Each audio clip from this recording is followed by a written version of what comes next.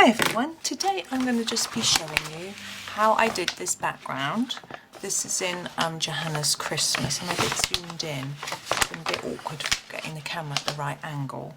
Now, as you can see, I've done these little circles in different colours, and the idea was to try and make it look like there's some sort of Christmas lights in the background of this sort of dark background. Now, I have made a video of me doing the circles and things, which I'll show you at the end in a sort of sped up version, but I wanted to just talk you through what I used to make it. So this, because once it's sped up, it's very hard to actually see. Just going to zoom out a little bit. This is the tool that I used for the circles. It's just a sort of ruler thing with holes in. I'm not sure, I nicked it off my husband. The brand is Rotring, it's made in Germany, but I'm sure there are lots of other little things. And also, you can see I use the biggest one, but you could, of course, just use, I often use this, I'll show you. Sorry, just looking through my drawer. Something like this, roll of tape, circle, that's a bit big. You could use a little roll, I don't have a smaller roll of tape at the moment, but a little roll, circle, things like that. So that's how I did this. And I just also wanted to just tell you what colours I used.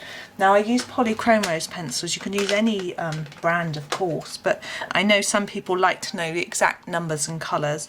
So this, I use the Sky Blue, which is the number 146, and then I just went up along the shades.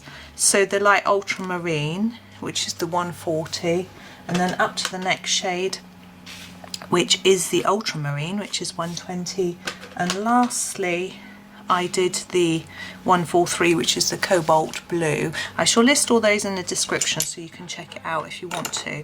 And what I tried to do was spread the colours quite evenly across. You can see there's quite a random selection of different ones, and have about the same amount on each of the two facing pages. You see, it's a double page spread. And once I did all the circles, I then did this background in a black Posca pen.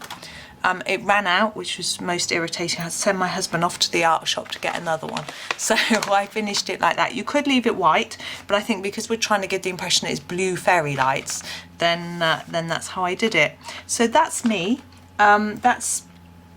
That's the basics of that, and following this is a very quick time-lapse video of me doing all the circles and filling them in. I find it quite mesmerising watching time-lapse videos, but obviously that's completely up to you if you want to have a look. So that's it, very short today. Thank you very much for watching. Hope you enjoyed this, hope it was useful, and happy colouring.